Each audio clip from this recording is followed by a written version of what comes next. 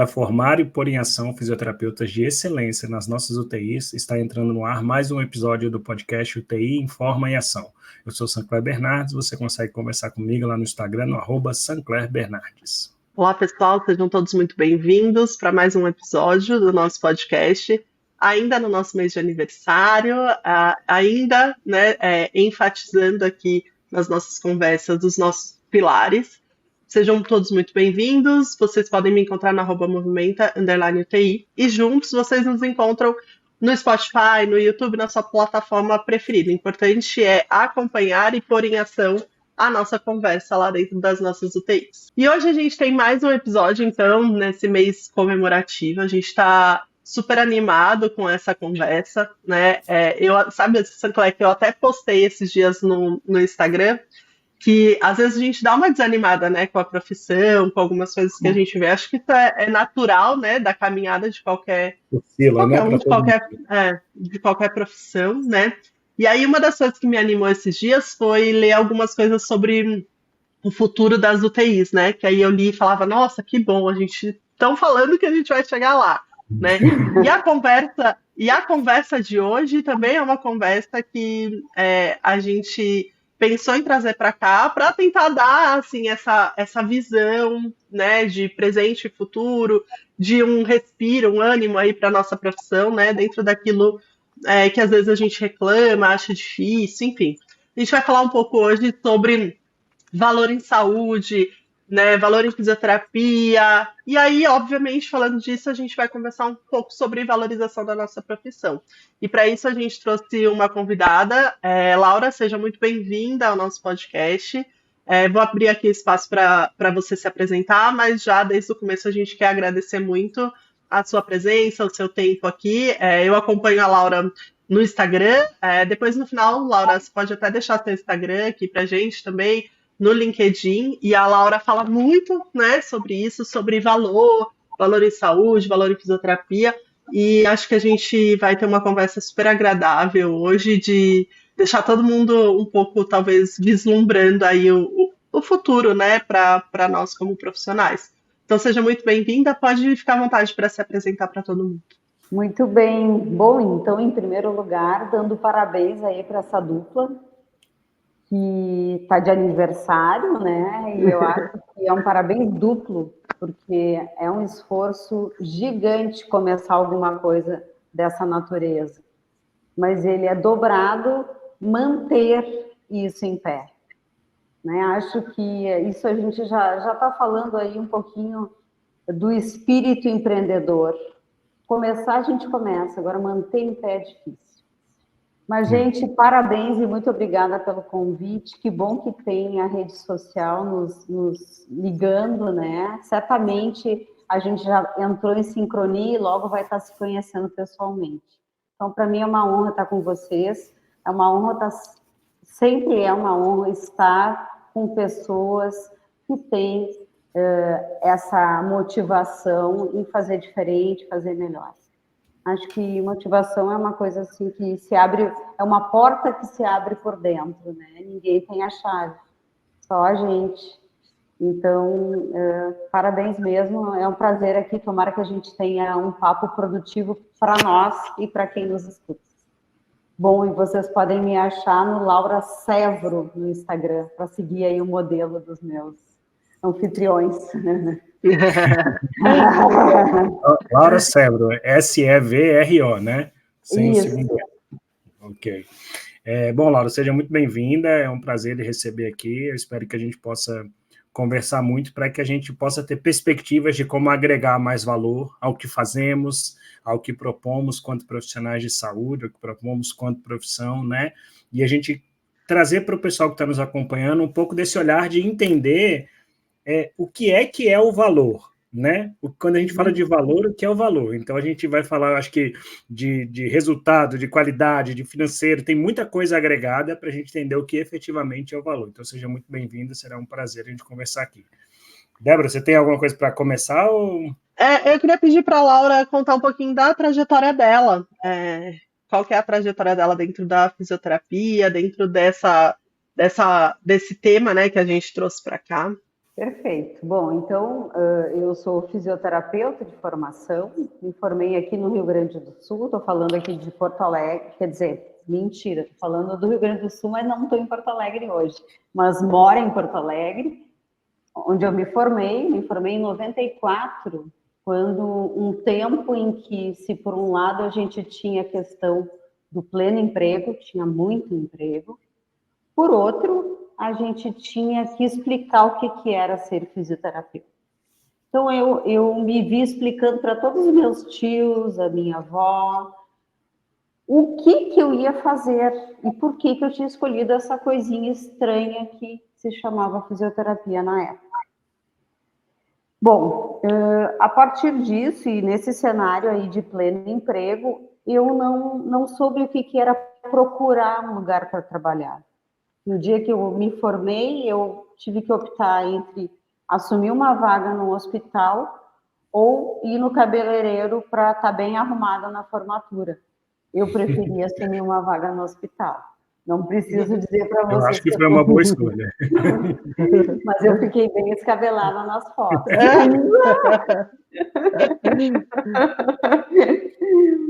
Mas eu acho que esse tipo de exemplo, eu me lembrei agora, mas eu acho que mostra um pouquinho dessa fome que a gente tem, fome saudável, assim, de fazer, né, de botar em ação aquilo que a gente, para o que a gente se preparou. Depois disso, então, nesse fluxo contínuo que eu digo que foi a minha vida profissional, porque não precisei parar para pensar, tinha muita oportunidade. E como eu logo pensei em fazer alguma especialização que me habilitasse a trabalhar no hospital, afinal, a minha faculdade, eu acho legal contar isso, porque quem está na faculdade agora talvez não tenha ideia. A minha faculdade me preparou para ser uma fisioterapeuta ortopédica. Era o que eu mais sabia fazer. Por sorte, tinha um professor que tinha uma atuação hospitalar que despontava, assim, um pouco à frente dos demais. E eu me interessei por essa área e tive que sair do Rio Grande do Sul para fazer especialização, porque aqui não tinha, só tinha ortopédica. Então, tinha que ser alguma coisa ortopédica, que inclusive era a expectativa de todas as minhas tias, né? Que achavam que eu ia atuar em perna quebrada, especificamente. E aí eu fui para Curitiba, que era o lugar mais próximo, com especialização nessa área, e lá conheci uma outra fisioterapia. Uma fisioterapia que, inclusive, tem que ter cuidado de dizer algumas coisas, né? Mas que, inclusive, o pessoal, assim, falava muito bem para a época, falava outra língua, lia artigo científico, ou seja, eu fui apresentada a um outro patamar em fisioterapia hospitalar, digamos assim. Vamos chamar dessa especialidade que eu sei que não existe, mas que vocês estão entendendo, né? Sim. E aí eu pensei, é isso que eu quero ser. Eu quero estar na frente. Se isso aqui é a frente, eu quero estar na frente.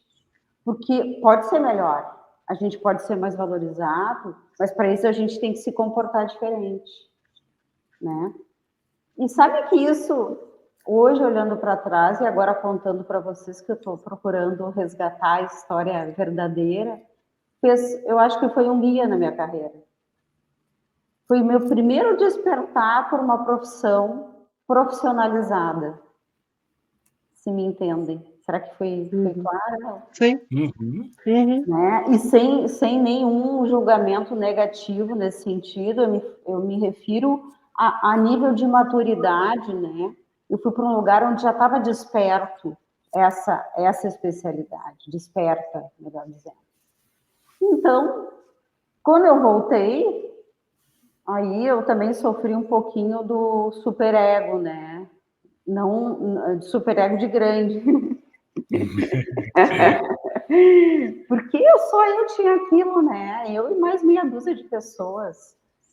E aí eu fui escolhendo onde trabalhar, e trabalhei bastante tempo em UTI, que era o que eu também gostava. Hoje eu entendo porque eu gostava, hoje eu vejo nos olhos dos estudantes por que eu gostava de UTI, o que tinha muita relação com encantamento tecnológico, que eu não sabia por que eu gostava do respirador, Hoje eu sei, e depois me perguntem que eu quero contar isso para vocês, que tem bem conexão com o nosso assunto.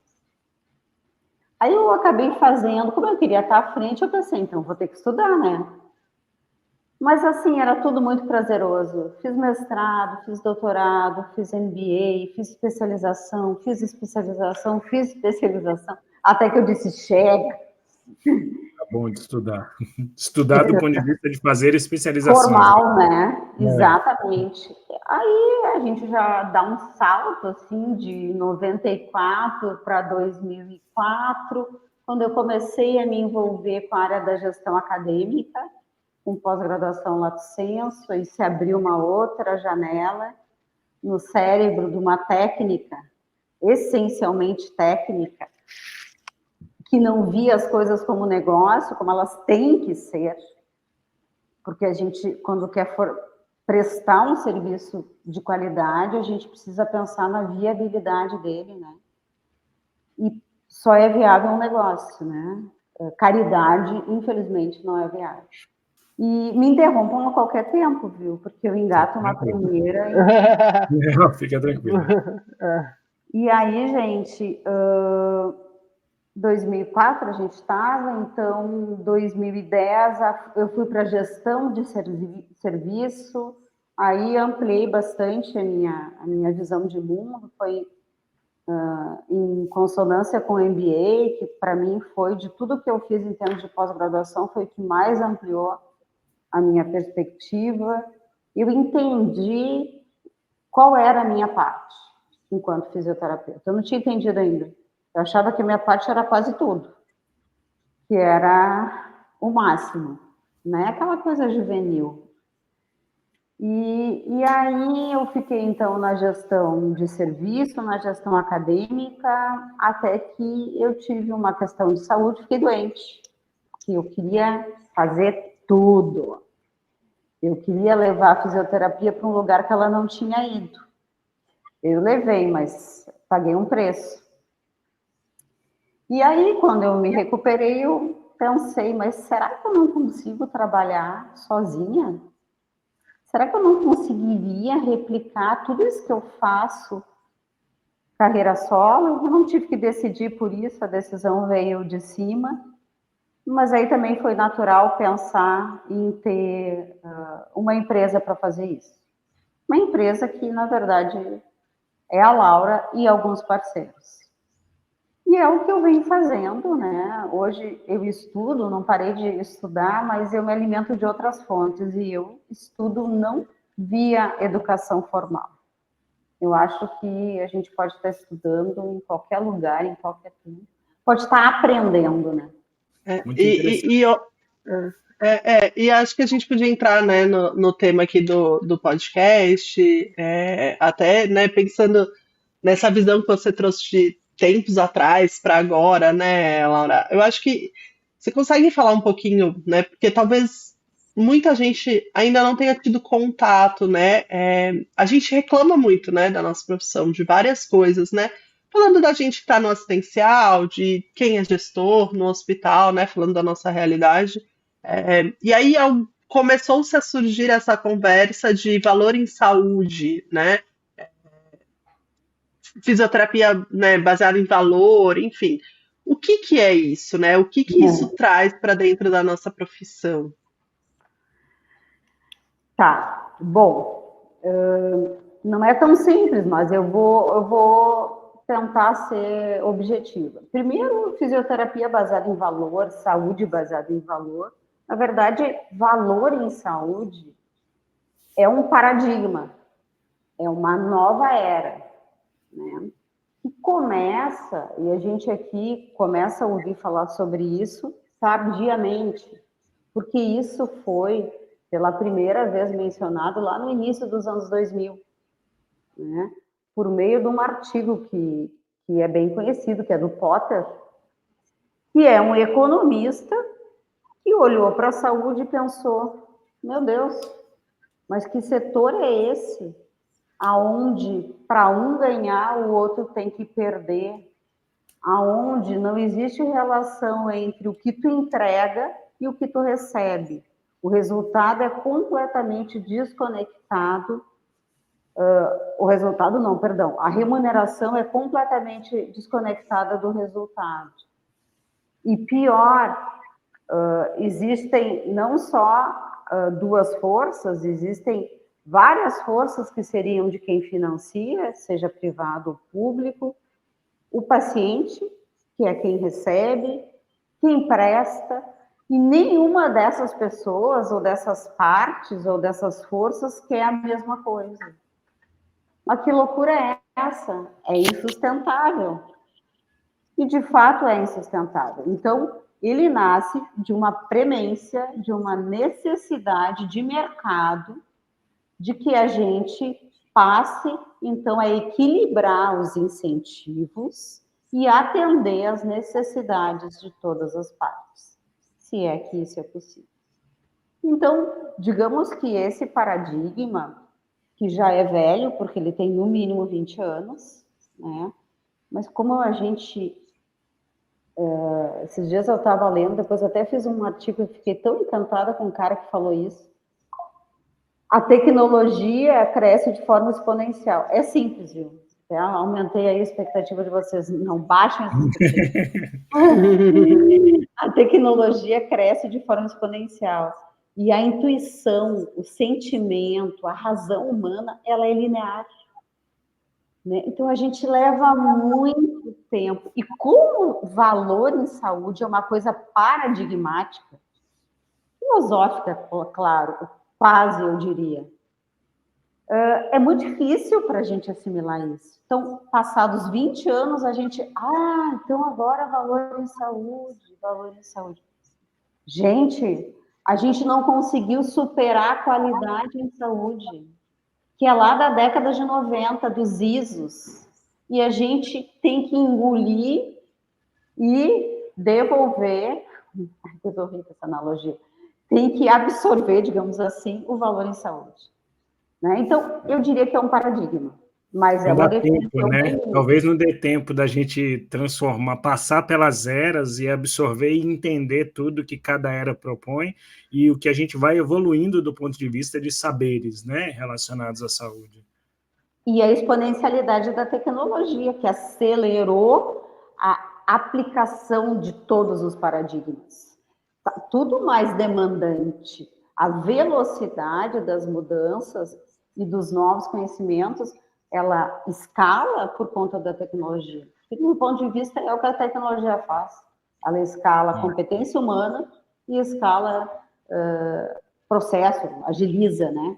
Mas onde a gente estava? Agora eu me perdi, gente. Eu acho que eu já tinha respondido. Sobre isso, sobre a definição, né, do que é saúde baseada em valor, valorização em saúde. Eu acho muito curioso, sabe? Tem 2 anos que a gente está aqui no podcast e tem inúmeras coisas que a gente coloca em ponto de pauta aqui para discutir, e esse ponto de pauta, ele vem para assim, isso é relativamente novo para a fisioterapia na UTI. E tudo que é relativamente novo para a fisioterapia em UTI tem pelo menos 20 anos.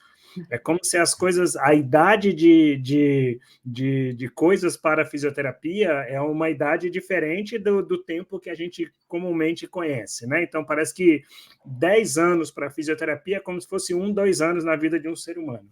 Isso é muito frequente. Aí, eu queria lhe fazer uma pergunta, Laura, que é muito comum no dia a dia, quando a gente está num hospital, está numa sala de aula de graduação ou de pós-graduação, alguma coisa do tipo, a gente tem uma frequente queixa de profissionais sobre valorização. E é sempre a ideia de que nós não somos profissionais valorizados. Gostaríamos que fôssemos profissionais mais valorizados. Essa colocação, ela faz sentido com o conceito de saúde baseado em valor? Ou será que ela não é reforçando o que você colocou, que cada um desses atores quer aquilo que é bom só para si mesmo e não necessariamente está preocupado com os demais?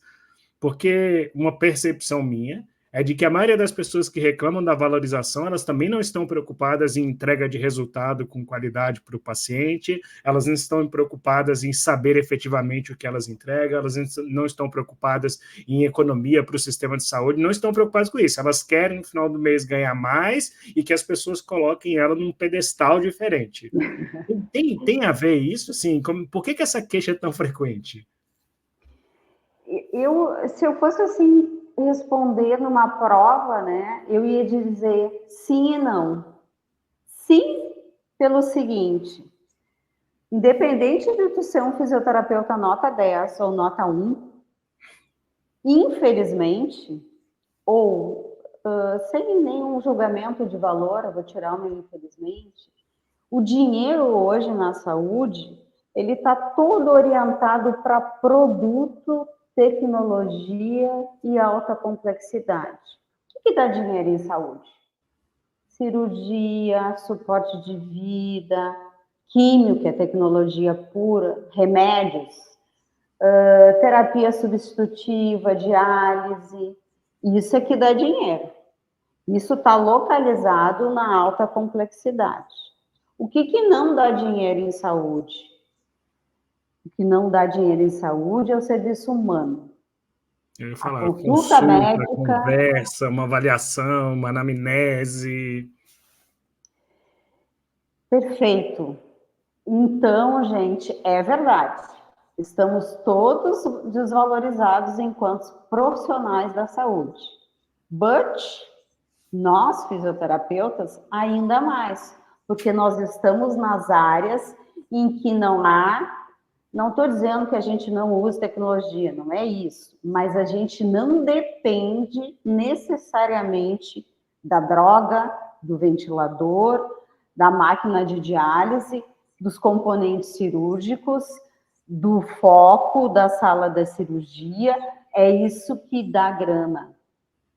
Então, sim, a gente não é valorizado. E não,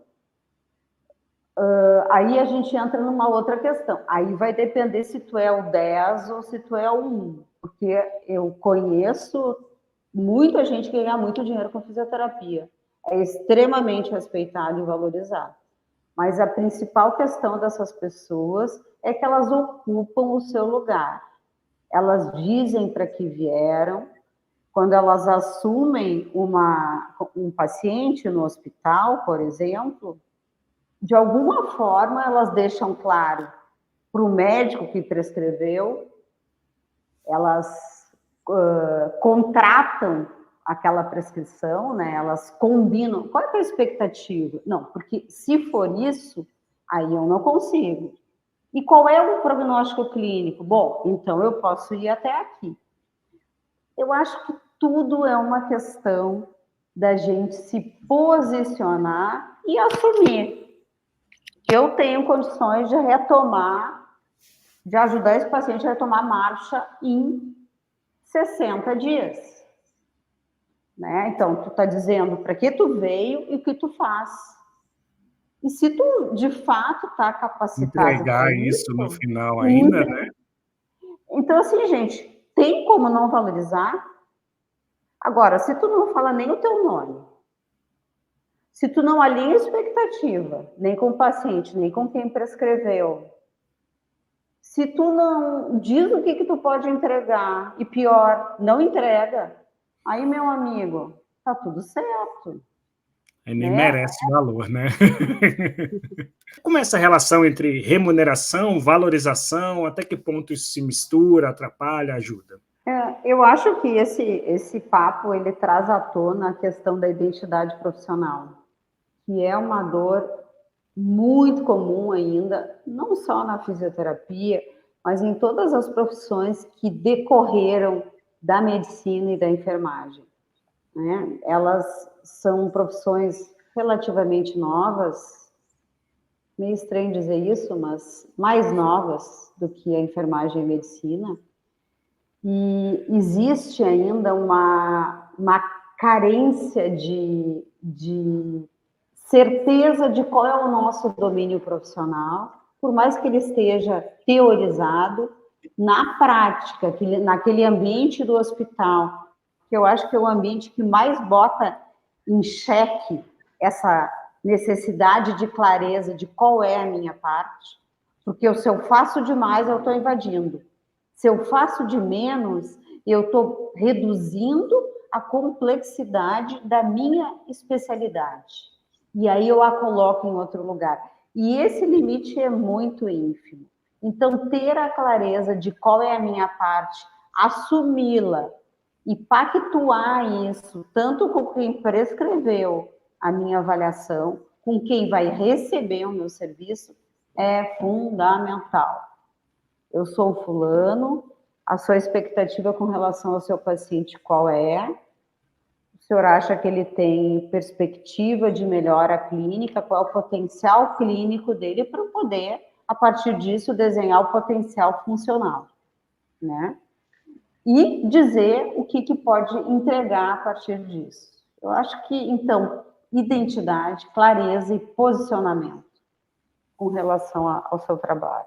Agora, se Perfeito. joga uma responsabilidade, né? Tremenda. A pessoa tem que ter a capacidade de se posicionar e abrir um espaço de entrega, mas também de ser responsabilizado por aquilo, né? Então, eu acho que talvez seja isso um problema, né, Débora? O que você acha também?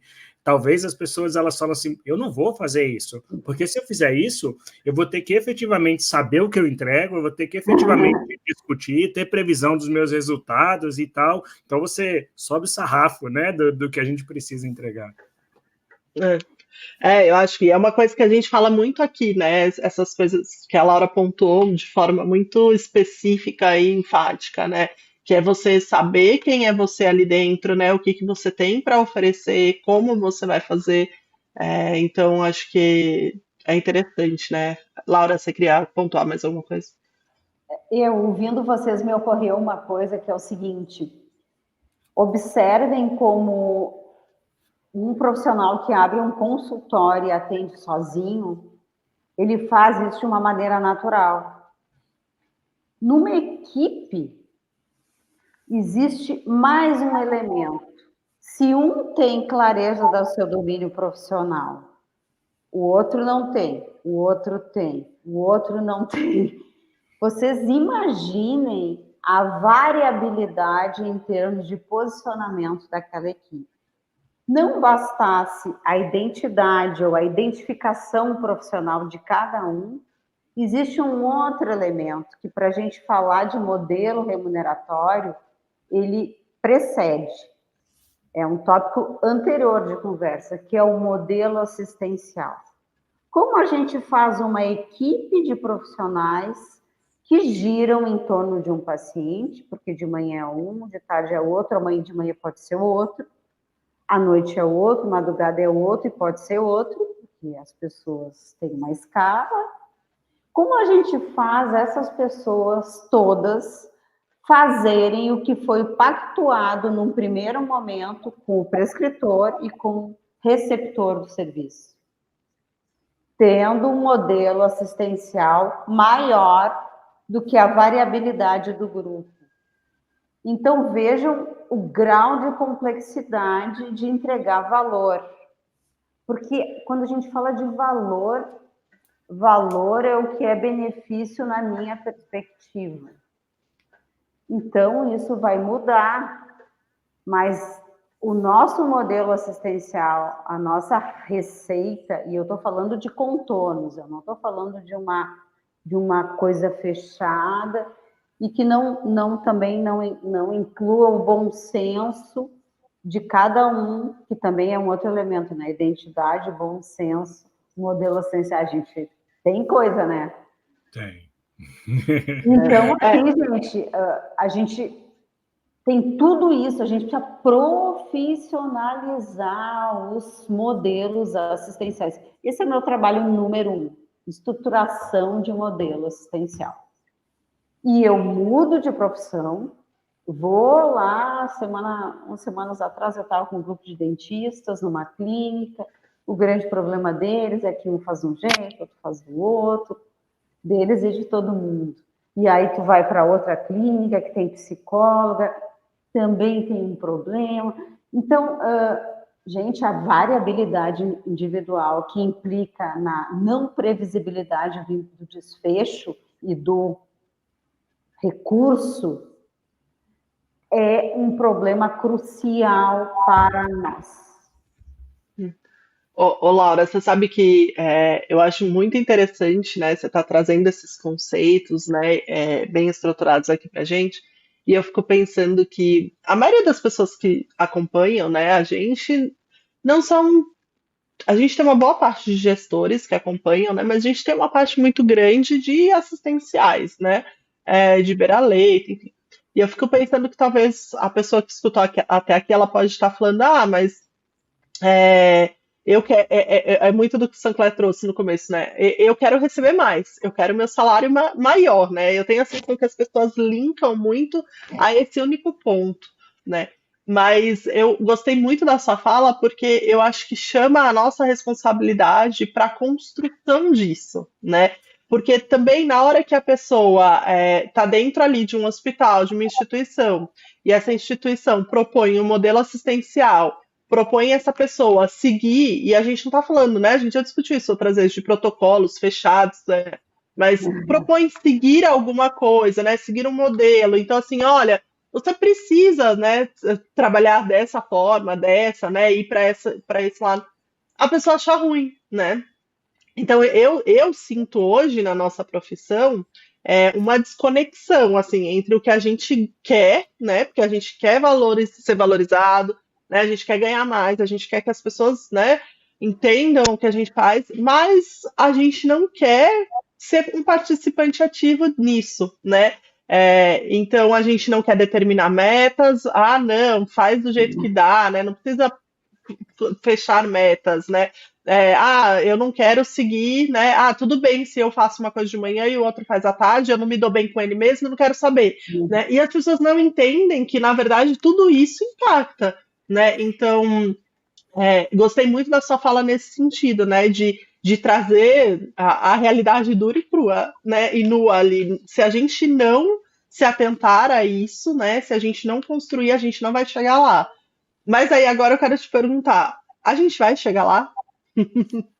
Qual que é a perspectiva em relação a essa, né, a esse paradigma que, como você colocou, né, da fisioterapia baseada em valor, né? Você vê assim uma mudança possível, concreta, a curto prazo, a longo prazo? Como é que você enxerga isso? Essa é a pergunta de milhões, né,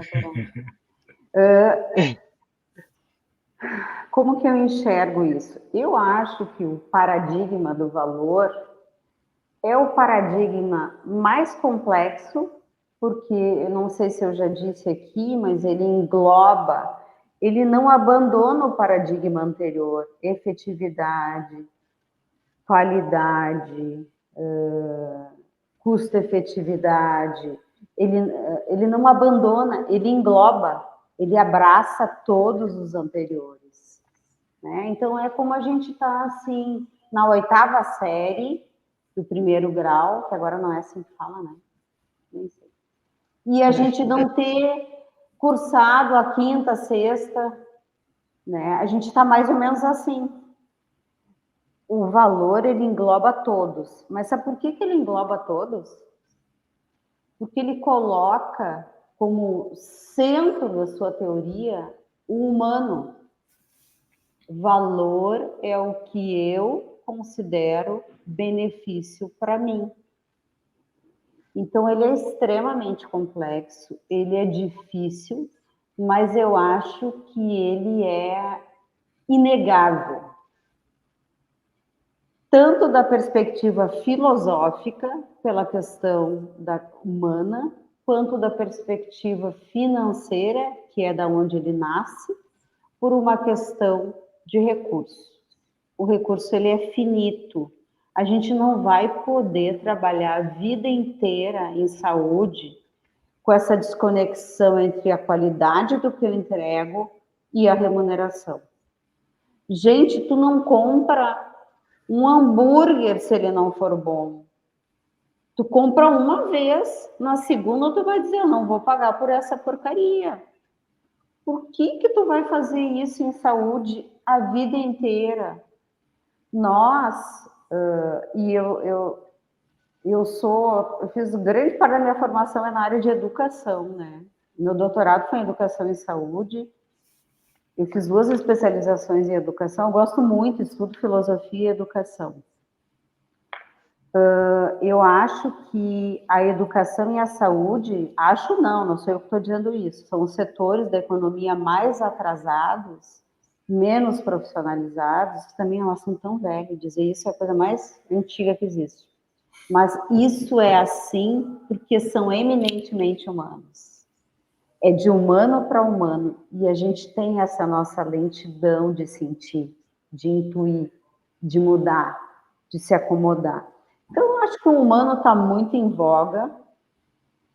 Eu só consigo responder e acreditar que é possível, porque cada vez mais também tenho feito formações nessa área humana, assim, de ouvir as pessoas.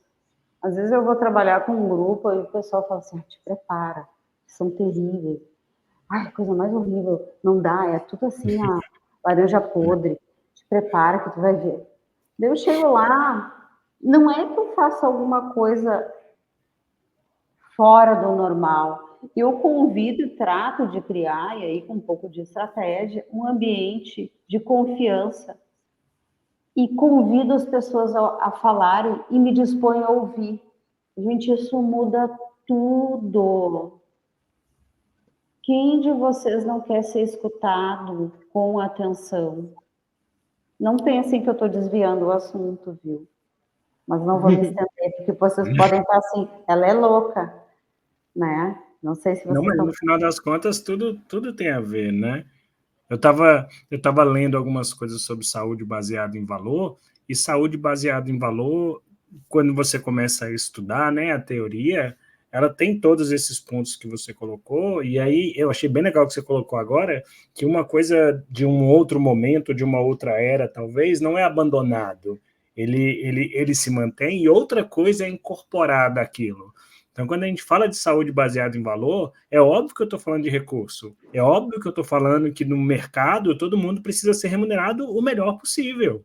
Mas eu também estou falando que o hospital, por exemplo, ele precisa de profissionais e de modelos assistenciais que entreguem um bom resultado gastando o mínimo possível, custo-efetividade. Mas ele também precisa que, para ter custo-efetividade, o resultado seja melhor, porque se o resultado é ruim, ele ganha menos. Então, assim, uma coisa vai se ligando à outra e aí começa a fazer sentido. E quando você fala assim, eu acredito que lá na frente tem, e realmente hoje eu gosto de pensar, você citou uma coisa no começo falando da sua história, que você estava em Porto Alegre e que você queria algo que não tinha em Porto Alegre, então você precisou ir para um lugar que já tinha. É uma questão temporal. Então tem serviços que numa questão temporal já estão com essa visão, que já entenderam isso e já estão criando esses modelos e buscando esses resultados para entregar uma saúde baseada em valor. Então já tem serviços que fazem isso, mas a gente sabe que a maioria, do mesmo jeito, se a gente voltar 10, 15 anos atrás, a gente tinha serviços onde a fisioterapia era completamente desestruturada. E alguém falou, não, 20 anos atrás, 25 anos atrás, eu vou organizar o meu serviço. E aí isso vai crescendo hoje, a gente tem vários serviços mais estruturados e poucos pensando na saúde baseada em valor. Então, assim, é uma roda, mas talvez seja uma roda que não gire. Acho que, né, Débora colocou um pouco mais ou menos disso. Não é a roda que gira do jeito que a gente gostaria, né? Por que tudo tem que levar tanto tempo e demora tanto para que isso aconteça, né? Acho que tu falou uma coisa também que me veio um insight aqui, um comportamento mais coletivo, né? Eu já falei de variabilidade individual, que é tudo que uma operadora, por exemplo, odeia, porque ela vai gerar imprevisibilidade do custo. Né? Já pensou se a gente chegasse para um paciente com AVC isquêmico, de médio porte, e dissesse para eles, que é uma pergunta que todo paciente com AVC, que tem um prognóstico razoável, faz. Quando que eu vou conseguir voltar a tomar banho sozinho? Vocês já imaginaram se a gente dissesse isso? Gente, essa é a nossa parte. Eu fui gestora de um serviço aqui em Porto Alegre, e logo que eu assumi, O meu pecado foi olhar demais para o modelo, para o processo, e de menos para as pessoas. Talvez por isso eu esteja hoje tão sensibilizado às pessoas. A gente tinha pessoas de vários graus de maturidade. Como eu já vinha querendo estar lá, eu achava que todo mundo também estava, né? Mas não é assim. E aí, na época, o primeiro dia, me lembro, foi uma coisa sem noção minha. Mas, eu vou confessar, primeiro dia, sem noção minha por não reconhecer a imaturidade do grupo. Eu perguntei, quantos tem na lista de fisioterapia? Primeira fala da pessoa. Ah, tem 112. Eu quero saber quantos caminham. Ah, não, isso a gente não sabe. Então, eu quero saber quantos têm pneumonia. Ah, 40 e...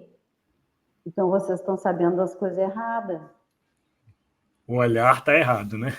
Né? Então, só que não precisa ser assim, né? A gente pode dizer isso de outra forma. Porque as pessoas daí, elas vão se fechando, né? Então, eu acho que tem uma coisa de comportamento coletivo, da gente ter uma relação de confiança, que também é o que falta entre os players da saúde, né? Porque como cada um quer uma coisa, eu te tiro, o hospital quer tirar tudo da operadora, que quer pagar o menos possível, o paciente está lá no meio que nem sabe, ele quer receber, mas não sabe nem o que é certo. Ele quer ter o direito a tudo, né? Porque ele paga já a operadora. Sem saber o que realmente vai fazer bem para ele. Mas agora, né, pensando nisso que a gente está falando, né, de novo, né, pensando naquela pessoa que tá ali, na beira do leito, que é, sei lá, o diarista, que vai todo dia, né, o que vocês acham, Laura, né, Sancler depois, o que ele pode fazer, né, ou como ele deve fazer, né, enfim, qual que é a postura ali, as atitudes, para efetivamente a gente fazer crescer essa possibilidade da gente chegar num lugar legal, né, de fisioterapia baseada em valor, né, da gente ter ali o nosso valor reconhecido, né. A Laura falou de algumas coisas, né, que eu fiquei pensando, né, então eu acho que fisioterapeuta de uma maneira geral, tô falando assim de UTI, né, que é o que a gente vive, é muito arredio a algumas coisas, né? Então é muito arredio a seguir um plano terapêutico que foi traçado de repente por outra pessoa, né? É muito arredio em traçar meta, né? Tá muito preocupado com aquele dia só, enfim. Assim, o que eu tô Implementação de pensando processos, né? Você traz trazer uma ficha, vou trazer um processo novo, você vai fazer tal coisa agora a partir de um fluxo diferente e tal. É uma área muito resistente a nossa para essas coisas. E a Laura falando, eu fiquei pensando, bom, será que falta um pouco do fisioterapeuta que está ali todo dia entender o que é, né, saúde baseada em valor, entender a importância daquela métrica que ele tá, né, que estão pedindo para ele preencher. Será que a gente deveria, né, de repente, porque eu acho que isso fica, né, se eu estiver errada, vocês podem discordar, mas eu acho que essa coisa do conceito de entender, né, saúde baseada em valor, tá muito para o gestor, né? E aí a hora que o fisioterapeuta ali na beira do leito recebe, né, alguma coisa para completar, para ver quantos andam, quantos tem não sei o quê, ele não quer fazer, porque ele não está entendendo, talvez, também, como que isso vai fazer a roda girar, né? E aí a gente acaba que tem as pessoas que reclamam, eu queria ganhar mais, queria ser mais valorizado, mas ao mesmo tempo a gente não faz nada, né? Talvez por não saber o que fazer, enfim. Então eu queria trazer essa conversa agora, né, já que daqui a pouco a gente vai terminar, mas para quem está escutando a gente e que está lá no dia a dia, que não é gestor, assim, como é que, ou o que é que dali do dia a dia colabora para isso começar a ser uma realidade para a gente chegar num lugar melhor, Laura? Muito boa a tua pergunta, Débora, porque ela permite que a gente bote mais um temperinho aí na nossa conversa. Que o tempero é o modelo de saúde. Então, a gente já falou de um monte de coisa. A gente falou já de modelo assistencial, falamos bem pouquinho de modelo remuneratório, mas já entendemos que um depende do outro. já falamos de variabilidade individual, já falamos de identidade. Agora, vamos falar de modelo de saúde, né? Então, de novo, até o ano 2001, a OMS se bastava com a CID, com a Classificação Internacional de Doença. E ela, vocês sabem muito bem, até hoje ela regula os valores praticados, os procedimentos, as doenças. Embora lá em 2001 a OMS tenha reconhecido para o mundo que não bastava a gente entender a etiologia e a estrutura que estava doente. Isso não mostrava, de fato, quem era aquele paciente, porque além da etiologia e da estrutura, tinha o impacto da doença nas atividades da pessoa, que ia culminar, então, no nível de participação dessa pessoa em comunidade, como um cidadão produtivo, autônomo, que é a CIF. E eu não estou defendendo aqui que se aplique a CIF, sei da dificuldade dos vários números e letras para tornar isso aplicável no dia a dia, mas assim como o SUS, a CIF tem um conceito impecável para se entender saúde.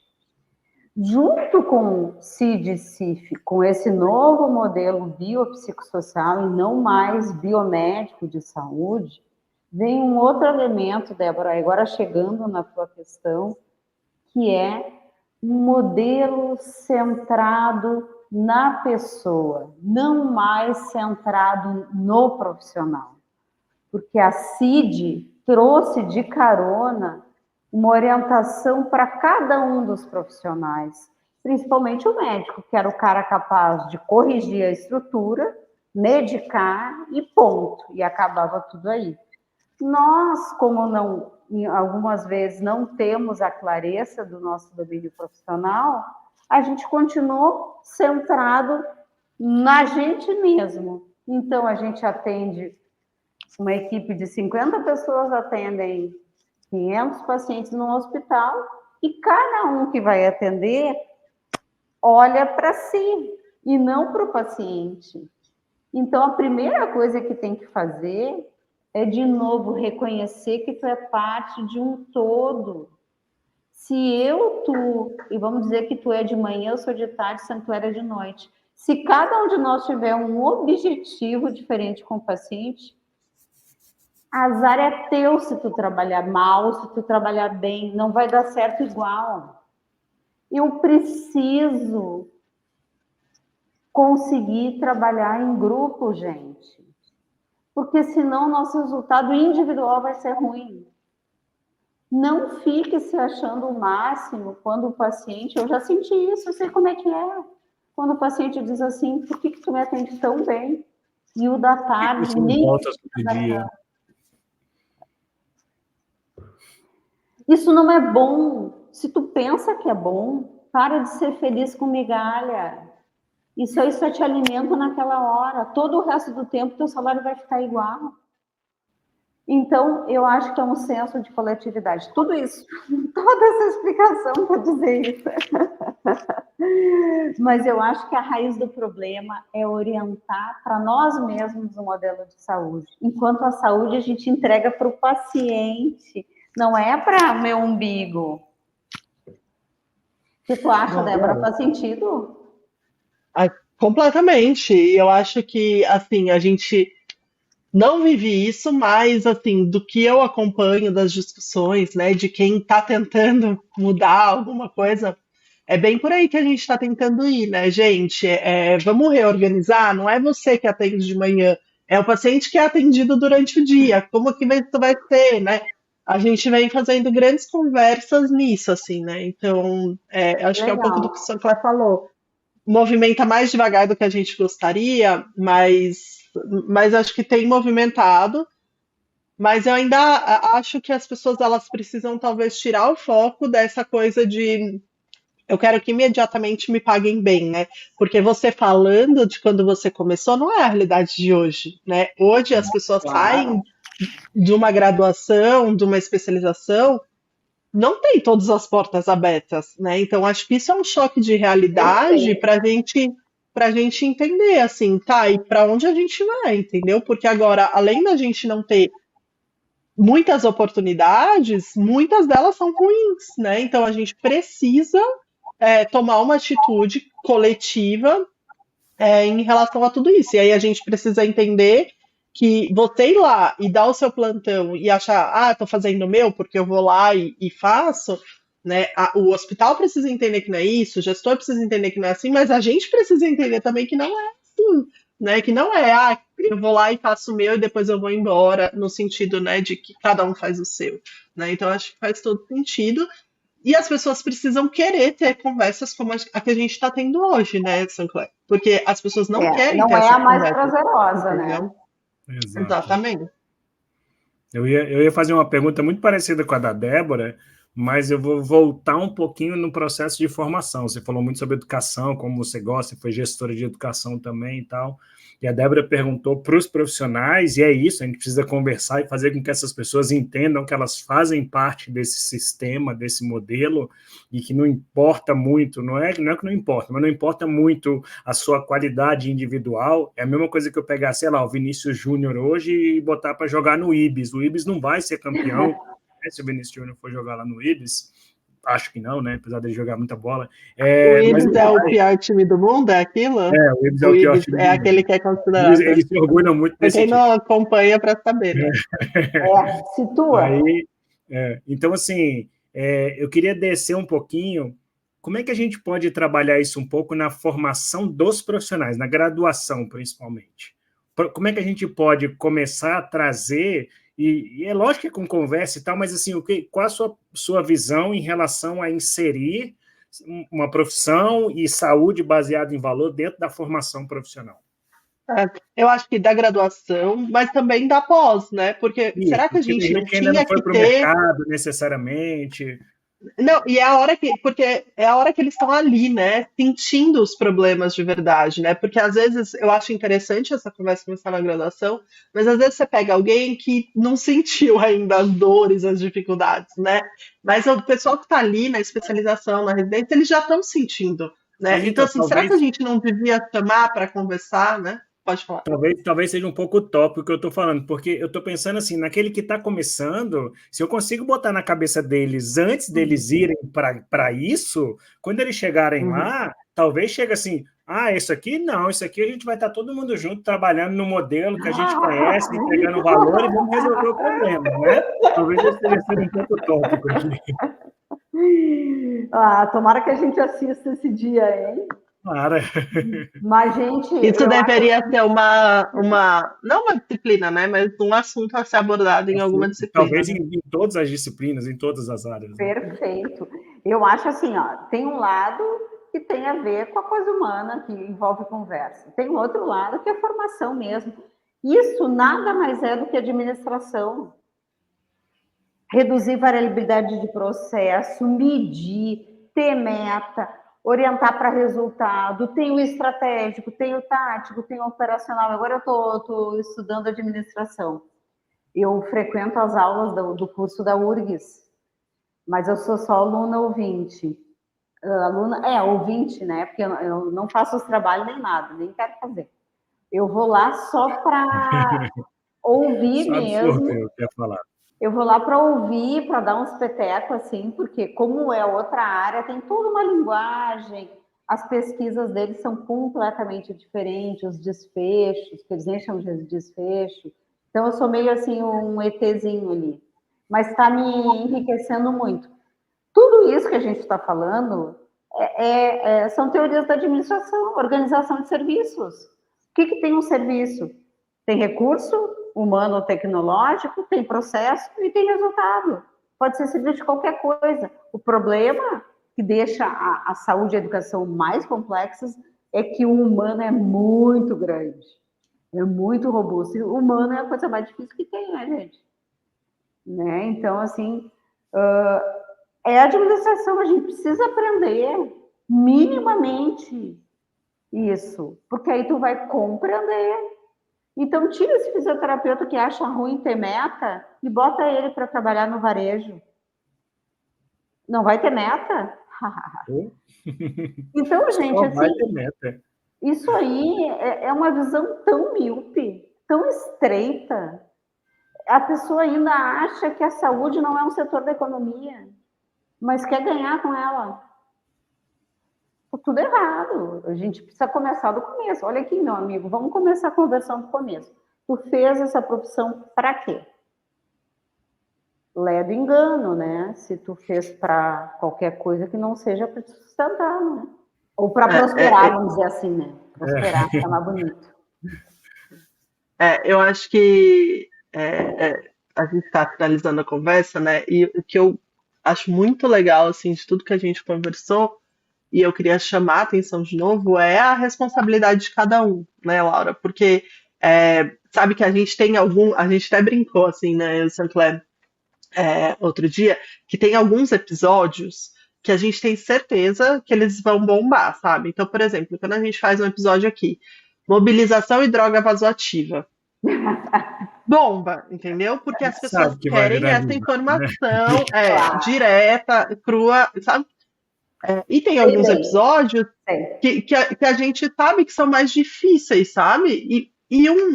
Esse né? Não é todo mundo que quer falar disso, mas é todo mundo que quer usufruir do resultado disso, né? Excelente e é isso chamada, que a gente tem que parar. Excelente chamada, Débora.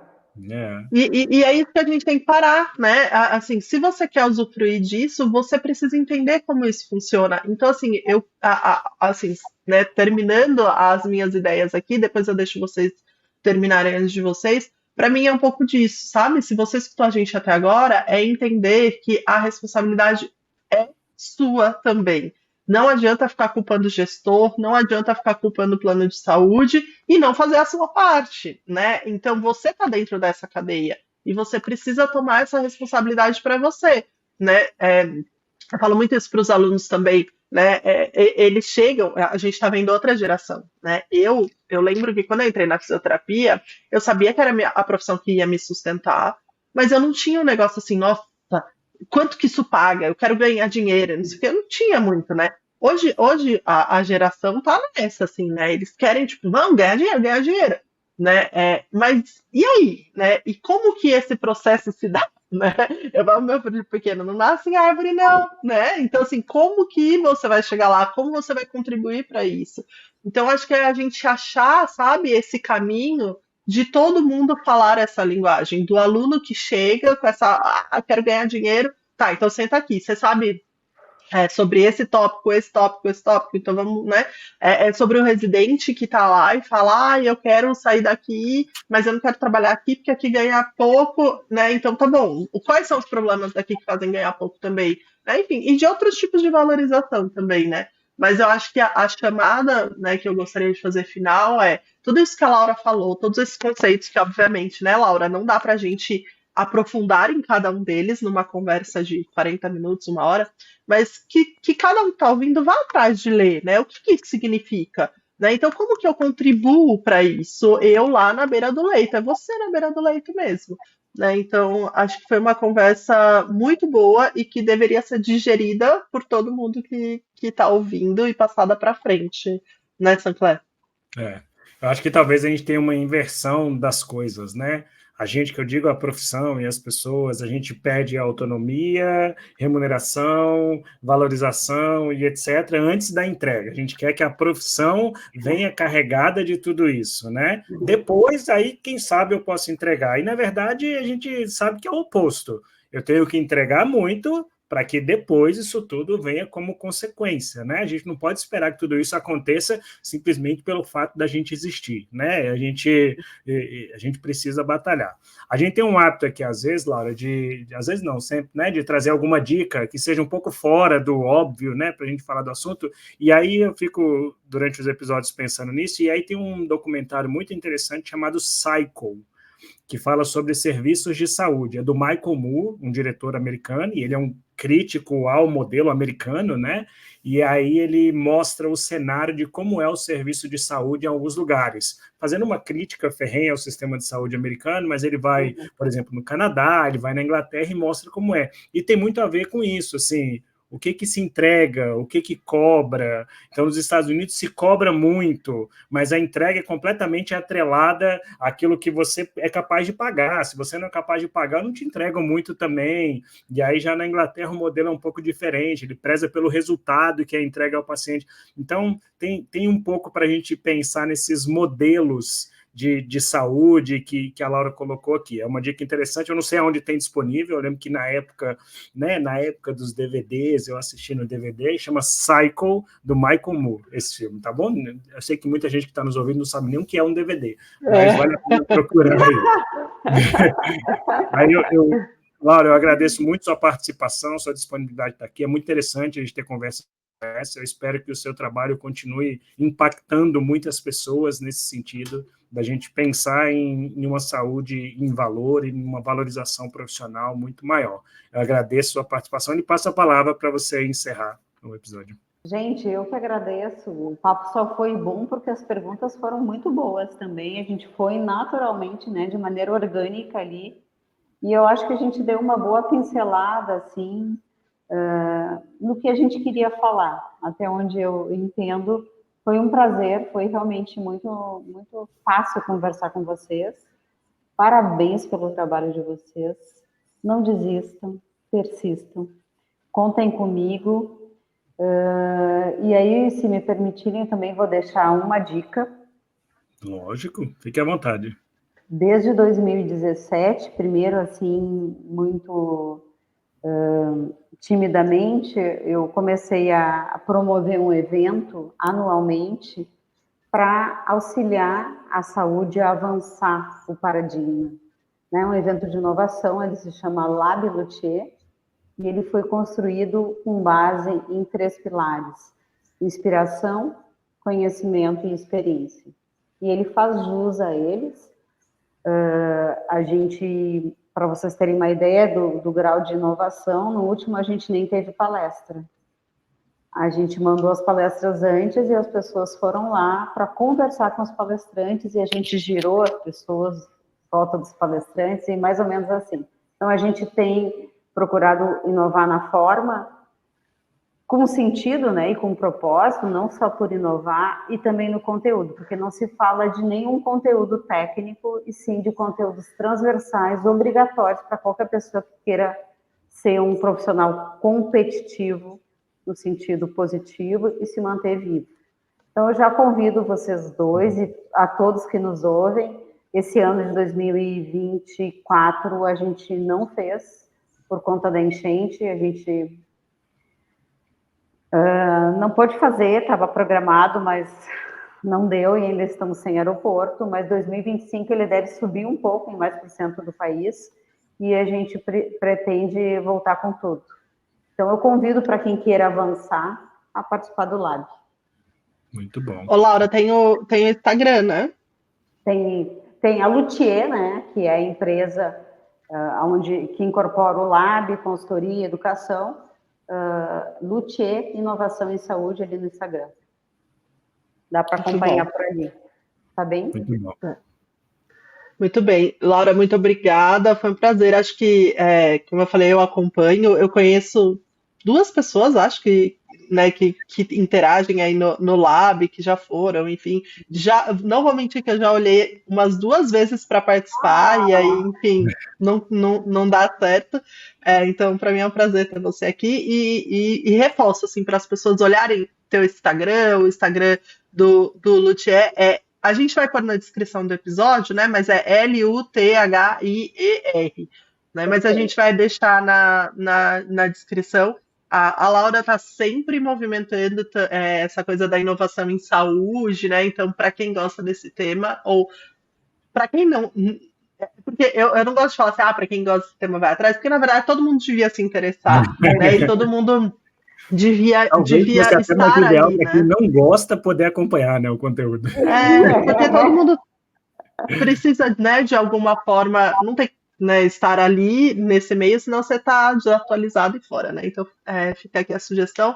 Obrigada, Laura. Obrigada para todo mundo que acompanhou a gente. E a gente se vê no próximo episódio. Tchau. Obrigada, gente. Tchau, pessoal.